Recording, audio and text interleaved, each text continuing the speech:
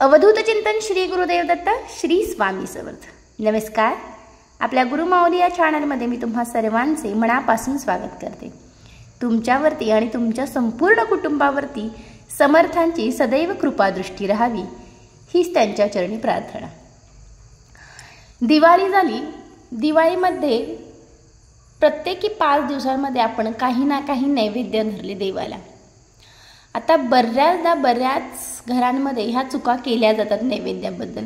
जर तुमचा पुरणपोळीचा नैवेद्य असेल शक्यतो तर तो आपण खायचा असतो, पण काही घरांमध्ये तो खाल्ला जात नाही, तर ते मुक्या प्राण्यांना म्हणजे गाईला किंवा असं कोणाला तरी तो देतात किंवा पक्ष्यांना वगैरे वरती ठेवून देत असतात किंवा स्वतः ग्रहण करतात। खरं तर जो प्रसाद असतो तो आपण स्वतःच खायचा असतो। थोडा वेळ तो मंदिरामध्ये ठेवायचा असतो धरल्यानंतर, आणि त्याच्यानंतर घरातल्या माणसांनी सगळ्यांनी वाटून तो प्रसाद खायचा असतो। पण बऱ्याच ठिकाणी दिवसभर तो प्रसाद तसाच ठेवला जातो देव्हाऱ्यामध्ये। दुसरी गोष्ट, जर तुम्ही तो प्रसाद खात नसाल तर मी तुम्हाला आवर्जून सांगेन की देवाजवळ रोज जरी तुम्ही नैवेद्य पकडत असाल, धरत असाल देवाला, अगदी भलेही तो साखरेचा असू देत, गुळाचा असू देत किंवा चणे फुटाण्यांचा असू देत, दुधाचा असू देत, दूध साखर असू देत, तो नैवेद्य एक 15-20 मिनिटं तिथे ठेवायचा देवाजवळ।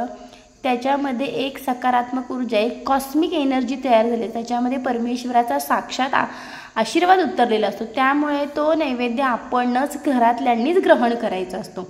यापूर्वीपर्यंत जर तुम्ही करत नव्हतात तर ठीक आहे, परंतु याच्या पुढे तुम्ही ही काळजी नक्की घ्यायला पाहिजे।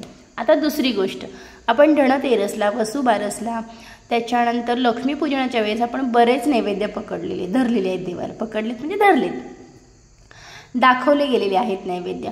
आता त्याच्यामध्ये मुख्यतः लक्ष्मीपूजनाच्या दिवशी आणि धनतेरसच्या दिवशी आपण महत्त्वाचे, सगळेच तसे महत्त्वाचे नैवेद्य आहेत। पुरणपोळी आपण खाल्ली, फराळ आपण खाल्ला, परंतु त्याच्यामध्ये काही जे वेलदोडे आपण प्रसादाला ठेवले होते नैवेद्यासाठी, त्याच्यानंतर आपण जे धणे ठेवले होते, चणे फुटाणे ठेवले होते, त्याच्यानंतर बत्ताशे जे ठेवले होते आपण देवाला, चुरमुरे ठेवले होते, लाह्या ठेवल्या होत्या आणि धणे ठेवले होते। आता ह्या सगळ्या प्रसादाचं काय करायचं, तर एकतर ते बायका काय करतात, घरातल्या एक पुडी बांधून ठेवून देतात। ते अक्षरशः त्या धण्याला स्वयंपाकात तर आवर्जून अख्खं धणं आपण वापरूच शकत नसतो। त्याच्यानंतर पूड करून ठेवली तर वापरण्यात येते, परंतु बऱ्याचदा ते नॉनव्हेजमध्ये वापरलं जातं। परंतु हा जो काही प्रसाद आपण नैवेद्य म्हणून दाखवलेला असतो देवांना, तर तो नॉनव्हेजला यूज करायचा नसतो, वापरायचा नसतो। मग आता ह्या धण्यांचं आणि जे काही बत्ताशे लाह्या आपण दाखवलेले आहेत नैवेद्य, त्यांचं करायचं काय? चला तर मग हा व्हिडिओ असाच छोटासा पुढे आपण घेऊन जातो आणि मी तुम्हाला सांगते की त्या नैवेद्याचं करायचं काय। आता पहिलं आपण धणे बघूयात। तर धणे जे आहेत, एक तर तुम्ही ती पूड करून ठेवा आणि फक्त ती तुमच्या जर लक्षात आवर्जून राहत असेल तर तुम्ही ते काय करा, फक्त व्हेज जे काय आपण व्हेजिटेरियन स्वयंपाक बनवतो त्याच्यामध्ये ती पूड तुम्ही यूज करायची, परंतु आवर्जून काळजी घ्यायची की नॉनव्हेजमध्ये ती धण्याची पूड वापरता आली कामा नाही। दुसरी गोष्ट हे नाही, दुसरी गोष्ट थोडीशी तिला अशी चेचायची, त्याच्या 2 फाकड्या करायची, त्याचे काही धणे आपण देवाला ठेवलेले होते नैवेद्य म्हणून, आणि असे ते थोडेसे फोडून तुम्हाला काय करायचं, तुमच्याकडे जर जागा असेल तर तुम्हाला मातीमध्ये ते पेरायचे, त्याची कोथिंबीर उगवेल, ती तुम्हाला व्हेजिटेरियन स्वयंपाकामध्येच वापरायची आहे। तुमच्याकडे जागा नाही आहे, ठीक आहे, एखादी कुंडी घ्या जिथे बऱ्यापैकी ऊन वगैरे येत असेल, त्या कुंडीमध्ये सरळ तुम्ही ते धणे टाकून द्या, आपण ते उगवतील, काहीच इश्यू नाही। धण्यांना फारसं काहीच खत पाणी किंवा असं काही फार कष्ट घ्यावे लागत, ते आपण नको, फक्त तुम्ही टाकावं त्याच्यावरती व्यवस्थित, रोज पाण्याचा थोडासा हपका द्या, त्याची कोथिंबीर उगवेल, ती तुम्ही कोथिंबीर सरळ व्हेजिटेरियन स्वयंपाकाला वापरा।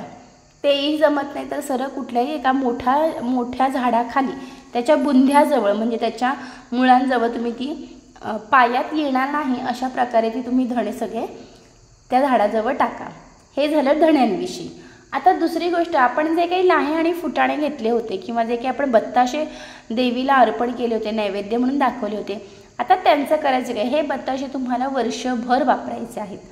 वर्षभर वापरायचे म्हणजे जे काही लाह्या फुटात बाहेर ठेवू नका, कारण की त्याच्यामध्ये अळ्या किड्या वगैरे होण्याची शक्यता असते। ते फटाणे वगैरे तुम्ही सरळ ते फ्रीजमध्ये स्टोअर करून ठेवा आणि वर्षभर तुम्ही माझ्याकडे गेल्या वर्षीची लाह्या फुटाणे अजून थोडेसे शिल्लक आहे, जेव्हा केव्हा तुम्ही महत्त्वाच्या कामाला घराबाहेर पडता, नीट लक्ष देऊन ऐका, जेव्हा केव्हा तुम्ही कधी पण पडा, महत्त्वाच्या कामाला तुम्ही जेव्हा बाहेर पडता तेव्हा माता लक्ष्मीचं तुम्हाला नामस्मरण करत ते फुटाणे आणि लाह्या तुम्हाला खायच्या आहेत.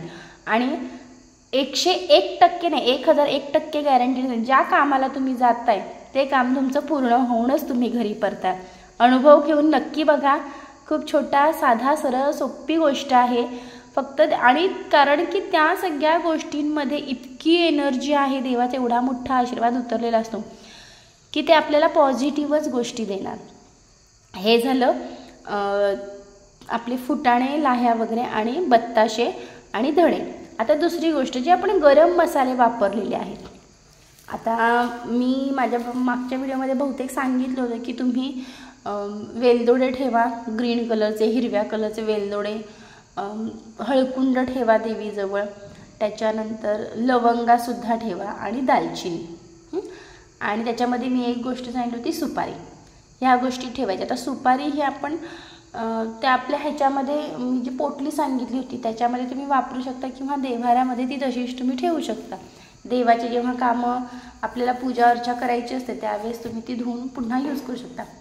परंतु हळकुंड आणि हळकुंड बाकीच्या ज्या काही गोष्टी आहेत त्या नेहमी तुमच्या पर्समध्ये एक पुडी बांधून ठेवून टाका. खूप एनर्जी आहे. जमलंच तर वेलदोडा आणि जे काही लवंग आहे ते तुम्ही चगळून खाऊ शकतो आपण. परंतु हळकुंडाचं काय करणार, ती तुमच्या पर्समध्ये एक छोटीशी पुडी बांधून ठेवा आणि ती तुमच्या पर्समध्ये तशीच ठेवा.